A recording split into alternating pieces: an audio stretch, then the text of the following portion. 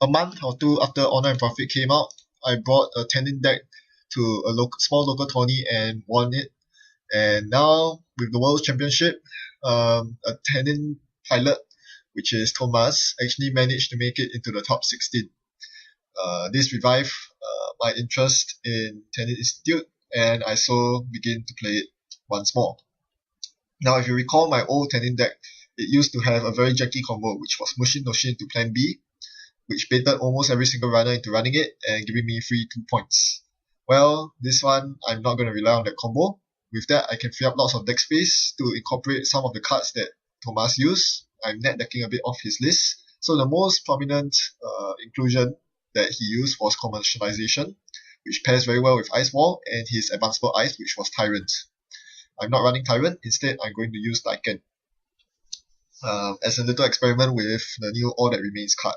So, other than that, the deck is more or less based on the exact same idea. You play your ice, you keep the runner out, you advance your ice, and you start scoring your agendas with Trick of Light. I'm also using a slightly different agenda suite from him.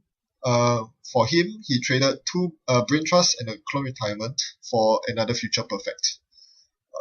So my deck has more agendas, and as you can see, this is a liability. He mills a card with Data Sucker and runs Archives and fetches my Medical Breakthrough. But I'm not too concerned about that. In fact, I'm pretty happy that he actually steals the Medical Breakthrough, because now I have 6 copies of 3/2 agendas in my deck. 3 Brain Trusts, 2 Medical Breakthroughs, and a Philotic Entanglement. Any of these will allow me to score with Trick of Light, which I find in my opening hand. So yes, I'm definitely looking to do so in the near future, but for now, there is one very huge concern on my mind right now. Because I managed to find so many Ice Walls early on, my main priority right now is to make sure that the runner noise does not trash my Ice Walls. And to do so, I need to bring them out of instant Parasite range. Now, the problem is he started with a Data Sucker token, and he has now installed Grimoire. So, if he finds a Parasite and plays it right now, any 2 strength ice that are rares will be in big trouble. I need to prevent him from parasiting my Ice Walls. So I need to divide my advancement counters between both Ice Walls, while at the same time making sure that I maintain enough credits in my credit pool to rest the Tsurugi lying on Archives. I cannot afford to let him run Archives to get free Data Sucker tokens. That's a no-go. So in the meantime, he builds out his rig, and it's a very interesting rig indeed. He's experimenting with origami, and he has already found 2 copies of it. Very lucky for him. With that, he can actually hold a nice big hand size. Well, thankfully for him, I'm not running Komainu, but what I am running is Cerebral Cast, and this is a huge lifesaver against noise. We'll see how effective this current is as the game plays out. Meanwhile, I trash a Brain Trust, knowing full well that he cannot run through my Archives because I have a Tsurugi on Archives that can end the run, and I have a Jackson, which I can play anytime to rescue my Brain Trust. I do not want to play Jackson right now. I want to save it for when I really get agenda flooded, because I cannot afford to draw many cards with Jackson. Against noise, you cannot afford to power draw, because you will deck yourself out. Alright, so now what he does is to access 1 card. This is huge. He did not access my agendas. He did access my Trick of Light, which was pretty painful because he had an aim to trash it. So this meant that, unfortunately, I'm not able to fast advance this turn. But this is much, much more preferable to him stealing an agenda, because that will wipe my Cerebral Static off the board. I definitely need the Cerebral Static to keep myself in the game right now. One very important thing to note is that this deck wants to go to the late game, because I need to find at least 3 Trick of Lights more or less to win the game. So I need to go to the late game in case one of the Trick of Lights is lying at the bottom of my deck. I have a couple of Archive Memories, as mentioned, to fetch the Trick of Lights, but at the end of the day, it's not very reliable, and I'm completely reliant on these fast advance mechanisms to win the game. Alright, so I managed to actually escape the Parasite threat. I've solidified my defenses to the point where I have at least 4 strength on my Ice Walls. So now he cannot instant Parasite them down. That's the good news. The bad news is that my servers are still porous. Oh, and the other piece of good news is that he didn't trash the Jackson on his previous turn, so that actually allowed me to toss a lot of agendas into archives. But because I was so agenda flooded, I wasn't able to rescue my Trick of Light that went into archives that was milled. I wasn't able to rescue it with Jackson. I needed to spend all 3 Jackson reshuffles on Great Trust. So he accesses 2 cards, trashing a Surugi and accessing another card. And thankfully, once again, he did not access an agenda, so Cerebral Cast stays on board. Now, I really don't want to play Celebrity Gift here because he will just hop his knight over to HQ and try winning the Caprice game time and again. So I am forced to score the Clone Retirement, even though I have no bad pup, just to reduce the agenda density in HQ. There's a Caprice guarding HQ, but I cannot rely on her too much. I should be prepared in the event that he wrecks down Caprice Nisei. Alright, so once again, R&D is porous, he breaks through easily, he accesses a card and he can trash it with him. That's Jackson Howard, that's my second copy. That is not a good thing to see. But at least I'm not too reliant on Jackson Howard for now because of Cerebral Cast still working in my favor. Now I can afford to show my hand with Celebrity Gift and then install a Quandary over R&D. I can let him come to HQ, but he has to win the Caprice side game first. And even after winning the side game, it's a 50-50 shot at one of my 2 agendas. So yes, I'm pretty much forcing him to run my HQ now, but he surprises me with a cash that allows him to gain enough credits to make a run on HQ. And I suspect he'll be doing that very soon. Sure he does. Knight hops over to HQ and he makes a run. That's the problem with playing high advanced Ice Wall decks. You are very susceptible to Knight. I cannot afford to trash Knight by overwriting it because that I will lose my precious Ice Wall. That's a pity. Alright, I found my next commercialization, so I advance my Ice Wall and then commercialize it for 8 credits. The main purpose of advancing Ice Wall here is simple, to keep Ice Wall out of Knight range. Now Ice Wall is at 9 strength. He can still break through it, and he does with Data Sucker, but it will cost him Data Sucker tokens each time. So eventually I'm going to tax him out of Data Sucker tokens. And once I can run him dry of Data Sucker tokens, I will be in a very good position because this means that he has absolutely no access to my central servers. So this is the 3rd time we are playing the Caprice side game. He failed the past 2 times. I remind him to use his Cyber Feeder credits and then we engage in the side game. I bid 2 and he bid 0. Thank goodness, the worst is over. Being able to defend against him for throughout the early game was huge. Now I can actually solidify my defenses. So I scored a Medical Breakthrough at 3-2. There's no difference between scoring Medical Breakthrough and Philotic Entanglement, except that scoring Medical Breakthrough activates my last Medical Breakthrough, and it reserves the Philotic Entanglement in case I wish to flatline him. So scoring the Medical Breakthrough was the right choice here. So now I'm completely safe. He does not have enough Data Sucker tokens to run HQ. He cannot run R&D because there are 2 eyes on there and only 1 knight. He can try to run Archives, but I'm more than certain that he's not going to, that it will come at a terrible tempo cost for him, because running Archives for 1 Data Sucker token will cost him 8 credits, or 2 credits and 3 cards. So for all that for 1 Data Sucker token is definitely not worth it. So in the meantime, I can afford to sit back and relax. I'm having a very good time now, knowing that he cannot access my central servers. This means, firstly, that I have all the time in the world to solidify my economy, and more importantly, he cannot access agendas, which means Cerebral Static stays on the board, which means he cannot win against me through virus milling. That is so important, because in any normal situation, this noise player, all he has to do is to deja vu, like what he's doing now, and play those 2 caches, milling 2 cards, which could possibly be Tricks of Light that I need to fast advance, which could possibly be more agendas, which can win him the game with Headshot.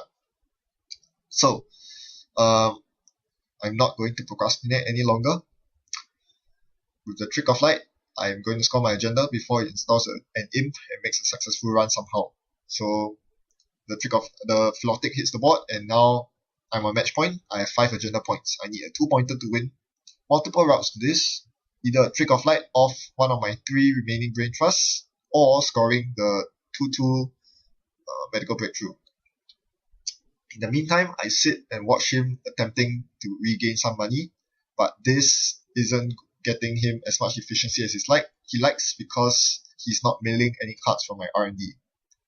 So yes, this is absolutely fantastic for me. I'm in a very safe and secure spot. So now all I have to do is to dig my deck until I find a fast advance component or the final medical breakthrough. I find the Lycan, and I decide to install an R&D because I know that's the weaker server. He can still get through R&D if he hops both knights onto R&D. I can't let that happen. At the same time, I'm putting Grim over HQ because I'm worried about a particular Anarch program. It's called David, and it can get through my ice wall for 1 power token. That's not very nice. So I'm making absolutely sure that he has no way of getting through my central servers anytime soon. And with so much money due to commercialization, I'm able to afford installing all these eyes and raising them. So commercialization is actually a very powerful event-based economy that works so well in Tennin Institute. Thomas has really a lot of insight when it comes to including that as influence. I never thought it would be worth it, but looking at it play out right now, I gained so many credits from commercialization that is ridiculous. Yep, so in the meantime, there's nothing much to say about this game. I'm basically drawing more cards. I found another agenda, Brain Trust, but I can't score it yet. There's no chance of me setting up a scoring remote because obviously he has knights. So now he attempts to make an archives run, and I res the Tsurugi and force him to end the run.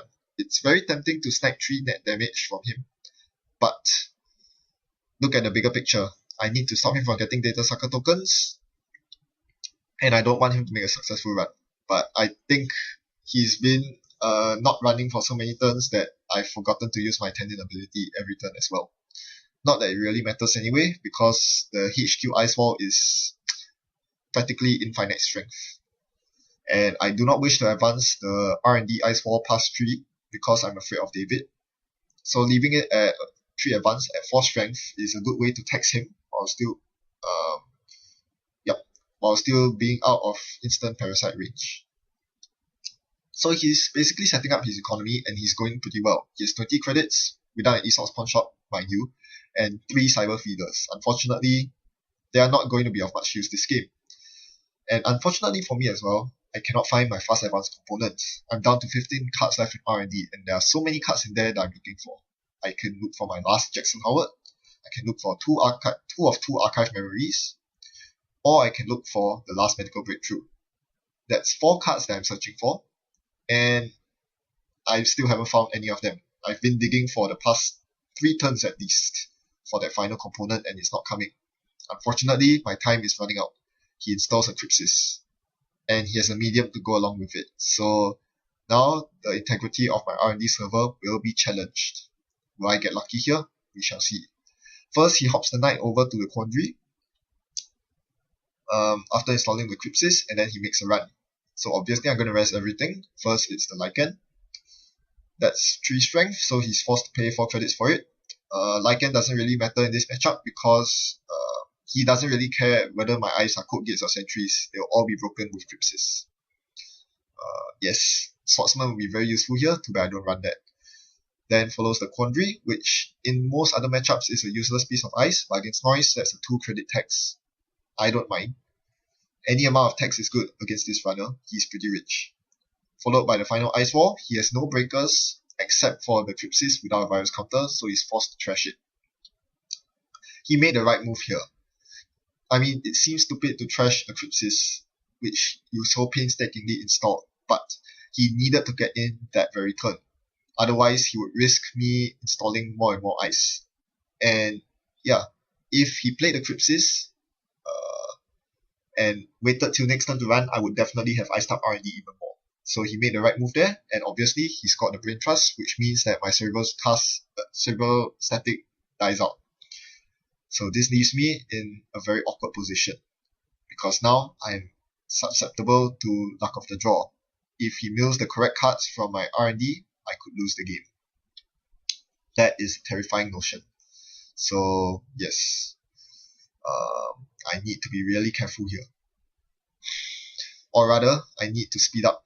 I need to draw up more my combo components and win the game before he mills me my R&D dry.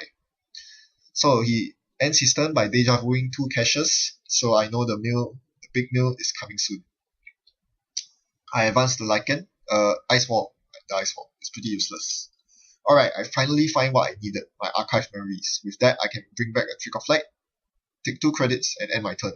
If he does not win by the end of this turn, I win the game. So his only way to win is basically to mill the correct cards off my R&D. There are 3 agenda points left in it. Yep. There aren't any more brain trusts. There's only 1 more medical breakthrough and 1 more clone retirement. And he's installing lots of viruses right now, but comes up short. He makes a final last-ditch run on archives, where there are no agendas at all. He didn't manage to mill any of my agendas. Not that I would expect him to, because they are all in my hand. I got agenda flooded because I spent so long digging for my final Trick of Light. Alright, so obviously he sees nothing in archives. What he could have done was to sack the clone chip for 1 more cash to mill 1 more card from me, but he didn't manage to, and I win the game. So yes, this is the power of Tennin Institute, and I do admit that it's a very painful deck to play against, almost as painful as RP. The only thing that makes Tennin less painful than RP is the lack of a Nisei agenda. Why is it so painful? Because of Caprice Nisei. Caprice Nisei completely saved the day by preventing his HQ access. Had he won any of the 3 side games on HQ, things would have been very different. It would have been much harder to get going, and he would be on match points sooner than I would have liked. In addition, Cerebral Static was a very valuable tech, anti-noise tech that I included in my deck. It was definitely targeted against Noise. As I said, I expected Noise to be a tough matchup because I want to go to the late game, and Noise says I will win late game no matter what. So being able to find my Cerebral Static early and play it, and have it stay on the board for goodness knows how many turns, that was a long time. That saved my bacon. That allowed me to win the game. So Tennin Institute is definitely a force to be reckoned with. I'm not sure why so many people underestimate it. It might not be on the same consistency level as Astrobiotics, but it's definitely a strong contender. And kudos to Thomas for having the guts to bring a Tennin deck to the biggest Netrunner tournament in the world. He truly deserves his top 16 finish. Huge respects to him. Thanks for watching and happy net running. Goodbye.